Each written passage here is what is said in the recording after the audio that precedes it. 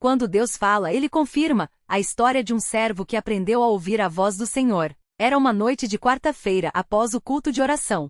O irmão José, então cooperador na congregação cristã em São Paulo, chegou em casa mais tarde do que o costume. A reunião tinha sido longa, com muitos pedidos de oração por irmãos enfermos e famílias em dificuldade.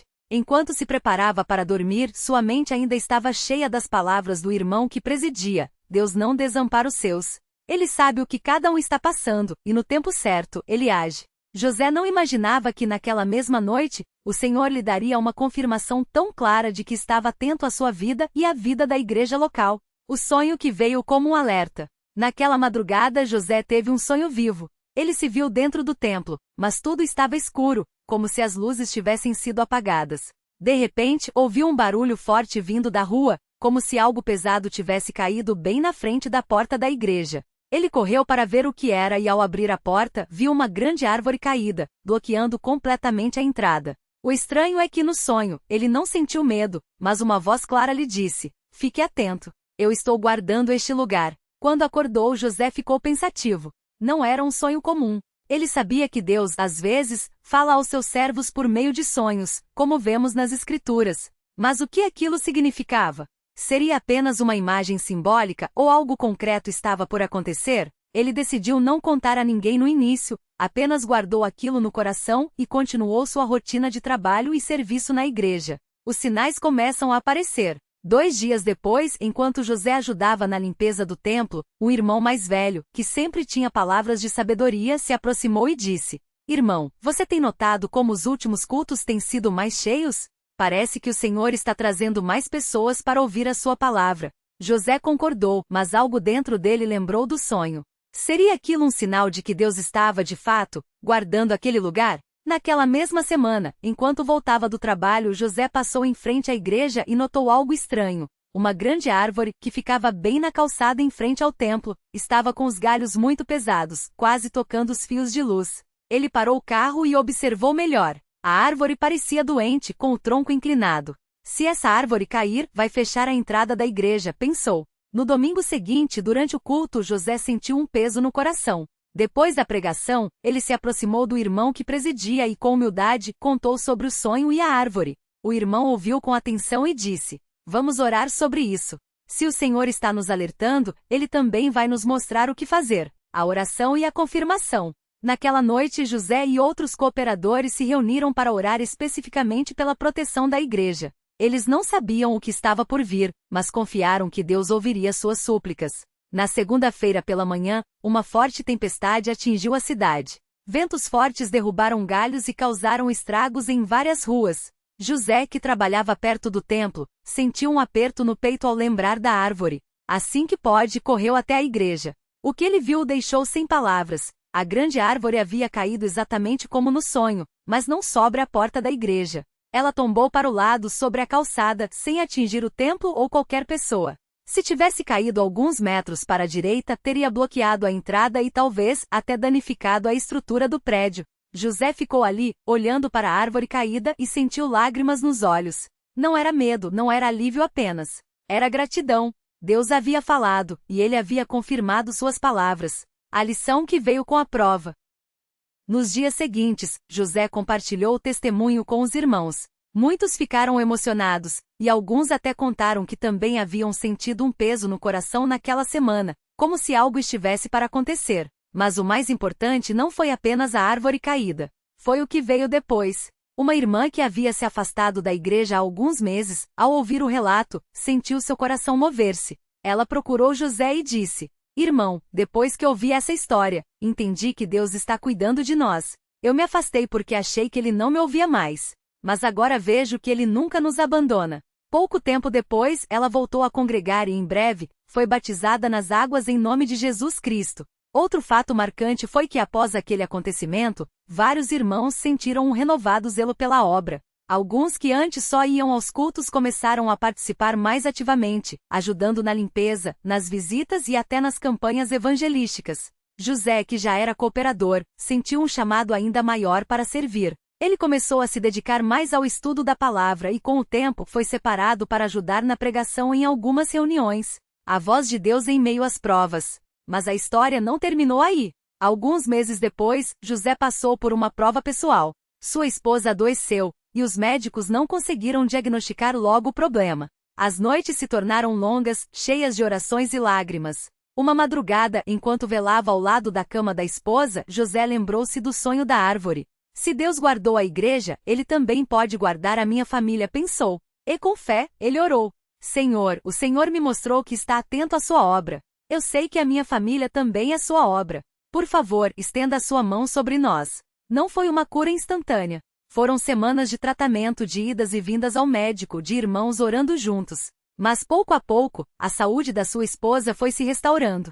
Os exames começaram a melhorar, e hoje ela está completamente recuperada. José aprendeu que Deus não apenas fala, mas confirma suas palavras. Às vezes, Ele nos alerta sobre perigos. Outras vezes, Ele nos fortalece em meio às provas. Mas Ele nunca nos deixa sozinhos. O que aprendemos com essa história? Deus fala de muitas maneiras. Nem sempre é por meio de sonhos, mas Ele usa circunstâncias, irmãos, e até a natureza para nos alertar ou encorajar. O importante é estarmos atentos. 2. A oração muda as coisas. Se José e os irmãos não tivessem orado, talvez a árvore tivesse causado um acidente. Mas quando oramos, Deus age. 3. As provas vêm, mas Deus está no controle. A tempestade veio, a árvore caiu, a doença chegou. Mas em nenhum momento Deus deixou de cuidar dos seus. 4. Um testemunho pode restaurar vidas. A história da árvore não foi apenas um fato isolado. Ela serviu para trazer de volta irmãos afastados e fortalecer a fé de muitos. 5. Deus guarda a sua obra. A igreja não é apenas um prédio. É o povo de Deus, e Ele zela por cada um que nela congrega. Uma palavra final de exortação. Irmãos, quantas vezes passamos por situações e não percebemos que Deus está falando conosco? Quantas vezes deixamos de orar, achando que as coisas vão se resolver sozinhas? Quantas vezes nos esquecemos de que Ele está no controle, mesmo quando tudo parece desabar? Se você está passando por uma prova hoje, não desanime. Deus conhece o seu caminho. Ele sabe o que você está enfrentando, e no tempo certo, Ele vai agir. Talvez você esteja esperando um milagre. Talvez esteja esperando uma resposta. Mas lembre-se, Deus não desampara os seus. Ele pode estar falando com você agora mesmo, de uma maneira que você ainda não percebeu.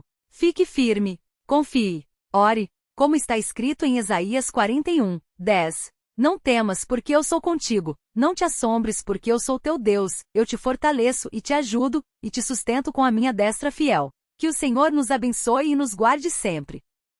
Glória a Deus. Amém. A árvore que caiu, a fé que permaneceu, um relato de prova, oração e restauração na CCB. 6. A noite em que tudo parecia desabar. Era uma tarde de sábado, daquele tipo em que o céu fica carregado de um cinza pesado, como se a própria natureza estivesse segurando o fôlego. O irmão Carlos, nome fictício mas história real, lembra que enquanto ajudava na limpeza do templo, sentiu um vento mais forte do que o comum. Parecia que algo estava prestes a acontecer, ele conta. Não era apenas impressão. Minutos depois, um estrondo abalou o salão. A velha gameleira que ficava nos fundos do terreno, aquela mesma que dava sombra nas tardes de estudo bíblico, desabou sobre o telhado da sala das irmãs. As crianças que brincavam no pátio correram para dentro, assustadas. As irmãs que preparavam o lanche da campanha pararam, olhando umas para as outras em silêncio. Deus, o que é isso? Pensou a irmã Marta, enquanto segurava a mão trêmula da pequena Larissa, de apenas 7 anos. O irmão João, cooperador há mais de 20 anos, foi o primeiro a correr para fora. O que viu o deixou sem palavras. Metade do galho principal havia perfurado o telhado, e as telhas quebradas deixavam entrar a luz do dia misturada com as primeiras gotas de chuva. Se isso tivesse caído 5 minutos antes, quando as irmãs estavam ali dentro, ele não terminou a frase. Não precisava. 7. A oração que precedeu o milagre. O que poucos sabiam é que, na semana anterior, durante a reunião de oração dos cooperadores, a irmã Ana, uma das mais idosas da congregação, havia tido um peso no coração. Ela não conseguia explicar, mas sentia que algo estava por vir. Irmãos, precisamos orar pela proteção deste lugar, disse ela com a voz trêmula pela idade, mas firme na fé. Não sei o que é, mas o Espírito Santo está me avisando. Naquela noite, eles oraram. Não foi uma oração longa, cheia de palavras bonitas. Foi um clamor simples, mas sincero. Senhor, protege a tua obra. Protege os teus servos.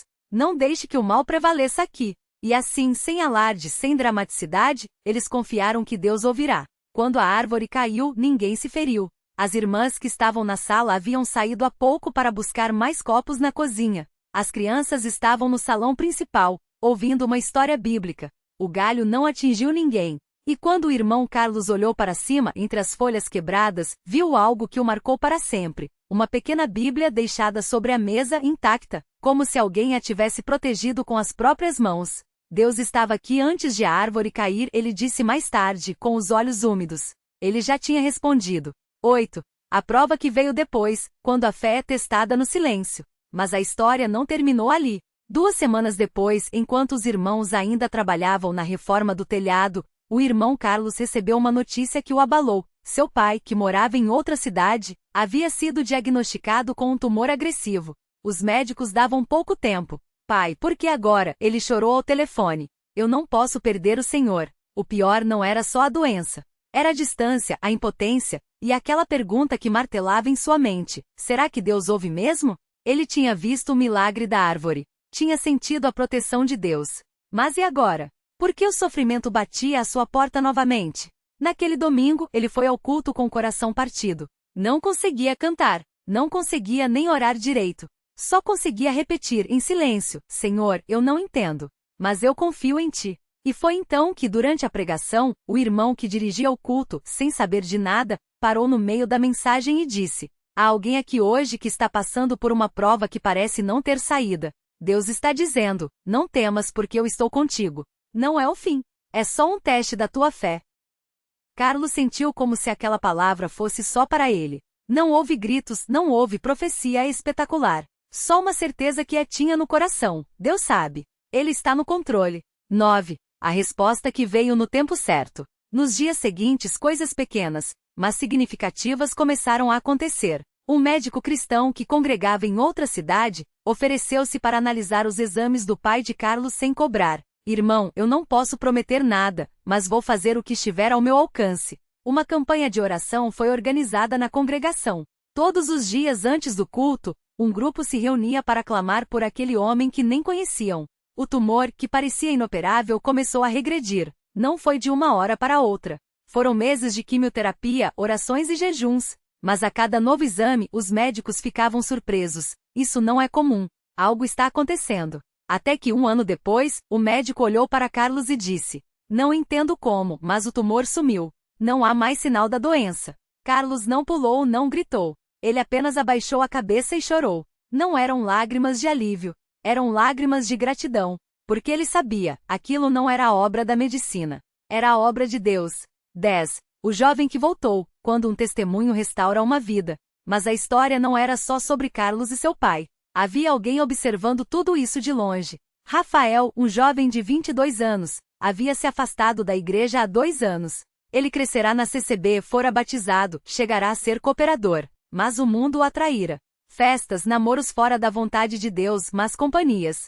Até que, cansado e vazio, ele parou de ir aos cultos. Até o dia em que, passando em frente à igreja, viu os irmãos trabalhando juntos para consertar o telhado. Alguns seguravam as escadas, outros martelavam, outros oravam. Era um trabalho simples, mas havia algo diferente ali. Uma unidade, uma paz que ele não encontrava em lugar nenhum. Curioso, ele parou para observar. Foi quando o irmão João o viu. Rafael, quantos anos, meu irmão? Ele abriu os braços, sem julgamento, sem sermão. Vem aqui, ajuda a gente. Não precisa falar nada. Só vem. Rafael hesitou, mas algo dentro dele o puxou para perto. Ele subiu, pegou um martelo e começou a ajudar. Ninguém o pressionou. Ninguém perguntou por que ele tinha sumido. Só o trataram como um filho que voltou para casa. Naquela noite, depois do trabalho, eles se sentaram no pátio, comendo um lanche simples. E foi então que Carlos compartilhou o que Deus tinha feito na vida do seu pai. Rafael ouviu em silêncio. Não disse nada. Mas algo dentro dele quebrou. Na semana seguinte, ele estava no culto. E 3 meses depois, estava nas águas do batismo, confessando: eu pensei que a vida no mundo me daria felicidade. Mas só me trouxe vazio. Aqui é onde eu pertenço. 11. A multiplicação da bênção, quando Deus usa os restaurados para restaurar. A restauração de Rafael não foi só pessoal. Ela abriu portas para outras vidas. Seu pai, que nunca havia aceitado o evangelho, começou a ir aos cultos depois de ver a mudança no filho. 6 meses depois, ele também foi batizado. Uma jovem que Rafael conhecia das antigas más companhias procurou a igreja depois de ouvir seu testemunho. Hoje ela é cooperadora e ajuda no trabalho com as crianças. Um casal de irmãos que estava em desavença por causa de questões financeiras, se reconciliou depois de ouvir a história de como Deus proveu na hora certa. Deus não só restaurou Rafael, ele o fez um instrumento de restauração. 12. Lições que ficam. O que aprendemos com essa história? Deus fala antes da prova chegar. A irmã Ana sentiu um aviso no coração antes da árvore cair. Deus avisa os seus. Precisamos estar atentos à sua voz. 2. A oração dos justos tem poder. Não foi uma oração cheia de palavras bonitas. Foi um clamor sincero. E Deus ouviu. 3. As provas não são castigos, são testes de fé. Carlos poderia ter desistido quando soube do tumor do pai. Mas ele escolheu confiar. Fé não é ausência de provas. É confiança em meio a elas. 4. Deus usa coisas pequenas para fazer grandes obras. Uma árvore caída. Um telhado consertado. Um jovem que voltou. Pequenos atos, grande impacto. 5. A igreja não é um prédio. É um povo que ama. Ninguém julgou Rafael. Eles o receberam de braços abertos. Aqui não é lugar de condenação. É lugar de perdão. 6. Deus não desampara os seus. O tumor regrediu. O jovem voltou. Deus está no controle mesmo quando não entendemos. 13. Uma palavra final. Fique firme. Irmão, irmã, se você está passando por uma prova hoje, lembre-se. Deus não prometeu uma vida sem lutas, mas prometeu estar conosco nelas. Às vezes a resposta demora, mas ela vem. Você pode não ver o milagre hoje, mas Deus já está trabalhando. Fique firme. Não importa o que você já fez. Não importa quanto tempo você esteve afastado. Deus não olha para o seu passado. Ele olha para o seu coração. Como está escrito em Isaías 41, 13. Porque eu, o Senhor teu Deus, te tomo pela tua mão direita, e te digo, não temas, eu te ajudo. Ele está falando com você hoje. Ele está estendendo a mão. Aceite, confie, e fique firme. Glória a Deus. Amém. Continuação do relato, com profundidade, detalhes e riqueza espiritual. 7. A noite em que a fé foi posta à prova, o clamor no quartinho de aluguel. Era uma terça-feira, uma daquelas noites em que o ar pesava não só pela umidade, mas pela angústia que apertava o peito. Carlos sentou-se na beira da cama, as mãos trêmulas segurando a conta de luz com o aviso de corte. O aluguel estava atrasado há 2 meses e o dono do imóvel, embora compreensivo, já havia avisado. Até sexta, irmão. Depois disso, vou ter que tomar uma providência. Do lado de fora, ouvia-se o barulho dos carros na rua, o riso de crianças brincando, a vida seguindo seu curso enquanto ele se sentia preso em um redemoinho de desespero. Sua esposa, Maria, já havia chorado todas as lágrimas que podia. Agora, apenas olhava para o teto, como se buscasse uma resposta onde só havia silêncio. Meu Deus, Carlos sussurrou, a voz quebrada. Não eram palavras elaboradas, nem frases de efeito. Era o gemido de um homem que não tinha mais forças nem para orar direito. Senhor, o Senhor sabe da nossa necessidade. Não é por mim, é por eles. Ele apontou para os filhos, dormindo no quarto ao lado, sem saber que o jantar daquela noite havia sido apenas pão com margarina. Foi então que lembrou das palavras do irmão João, um cooperador mais velho da igreja, que certa vez lhe dissera: Deus não desampara os seus. Mesmo quando a gente não vê saída, ele já está preparando o caminho. Carlos abaixou a cabeça e pela primeira vez em semanas, sentiu algo além do medo, uma pequena centelha de esperança. Não era uma certeza, mas uma confiança teimosa de que, de algum modo, Deus ouviria. Ele não sabia, mas naquela mesma noite, a 20 quilômetros dali,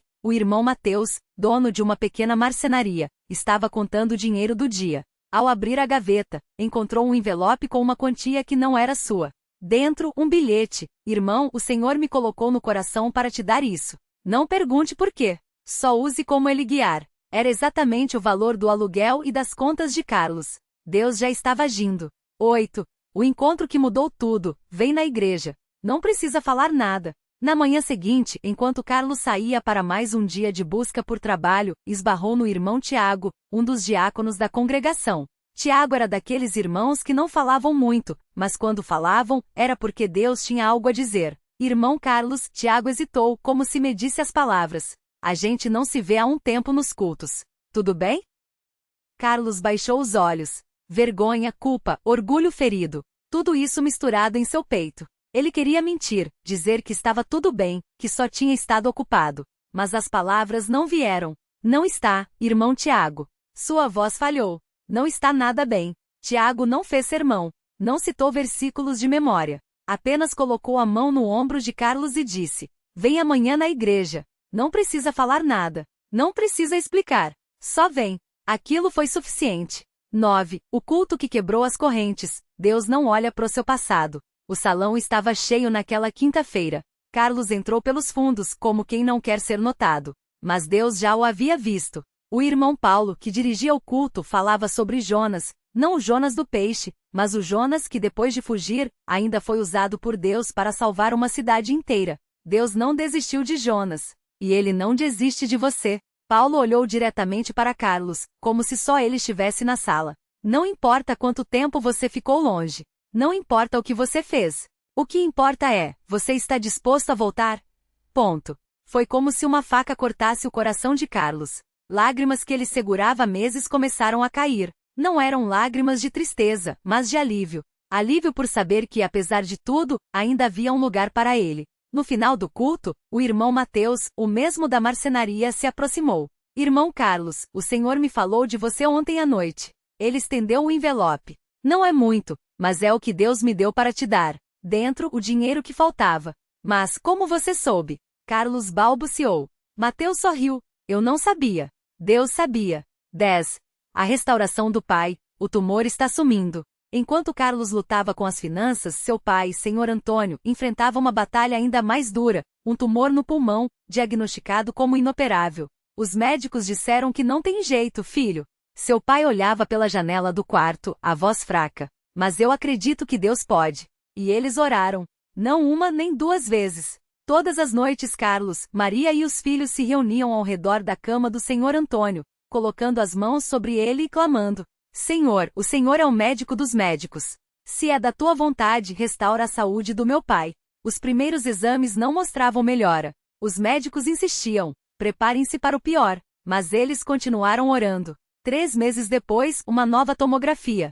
O médico incrédulo chamou Carlos para fora da sala. Isso não faz sentido. O tumor regressiu. Não desapareceu, mas está menor. Muito menor. Carlos não gritou. Não pulou de alegria. Apenas caiu de joelhos ali mesmo no corredor do hospital e chorou. Obrigado, Senhor. Obrigado. 11. O retorno do filho pródigo. Eu também quero ser batizado. Rafael era o filho mais velho de Carlos. Aos 19 anos, havia se afastado da igreja, envolvido com más companhias, bebida, e uma vida que o deixava cada vez mais vazio. Pai, eu não aguento mais isso. Uma noite, ele apareceu em casa, os olhos vermelhos, as mãos trêmulas. Eu quero voltar. Eu quero ser batizado. Carlos não fez sermão. Não lembrou das noites em claro que havia passado orando por ele. Apenas o abraçou forte e disse: Deus te espera, filho. Sempre esperou. No domingo seguinte, Rafael estava na igreja. Não nos fundos, envergonhado, mas na frente ao lado do pai, ouvindo a palavra com atenção. Quando o irmão Paulo anunciou o batismo nas águas, Rafael levantou a mão. Eu também quero. E quando ele saiu das águas sorrindo, com os braços erguidos, foi como se todo o céu estivesse celebrando. 12. A multiplicação da bênção. Agora sou eu que vou batizar meu pai. O que começou como uma restauração familiar se tornou um movimento de Deus. O jovem Rafael, agora batizado no Espírito Santo, começou a visitar outros jovens da vizinhança. Em menos de um ano, 3 deles também se converteram e foram batizados. O Senhor Antônio, curado do tumor, passou a testemunhar na igreja: Deus me deu mais tempo não só para viver, mas para servir. O irmão Mateus, que havia ajudado Carlos, recebeu uma encomenda grande em sua marcenaria, o suficiente para contratar 2 irmãos desempregados da congregação. Mas a maior bênção veio quando, em uma campanha evangelística, Rafael levou seu próprio pai, um homem que nunca havia pisado numa igreja, para ouvir a palavra. Filho, eu não entendo muito dessas coisas. O velho senhor José olhava para o templo, nervoso. Mas se é importante para você, eu vou. Naquela noite, após a pregação, o irmão Paulo fez o convite. Se alguém aqui quer entregar sua vida a Jesus, levante a mão. O senhor José hesitou. Olhou para Rafael, depois para o altar. E com lágrimas nos olhos, levantou a mão. Na semana seguinte, Rafael batizou o próprio pai nas águas.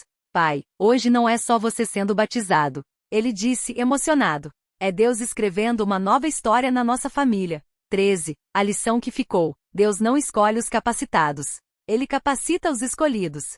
Hoje, anos depois, Carlos olha para trás e vê não um caminho de milagres espetaculares, mas de fidelidade em meio às provas. Ele não se tornou rico, mas nunca mais passou fome. Seu pai não teve uma cura instantânea, mas viveu mais 15 anos saudável servindo a Deus.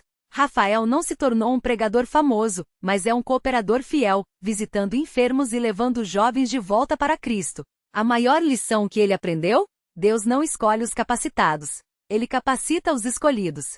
E o que ele começa, ele termina. 14. Uma última exortação. Não desista agora. Se você está lendo isso hoje e sente que suas forças estão no fim, que as contas não fecham, que a doença não passa, que o filho não volta, não desista. Deus ouve o clamor dos que não têm mais palavras. Ele vê as lágrimas que você chora em segredo. Ele conhece o seu nome e sabe exatamente onde você está. Talvez a resposta não venha como você espera. Talvez demore mais do que você gostaria. Mas ela virá. E quando vier, não será só para você.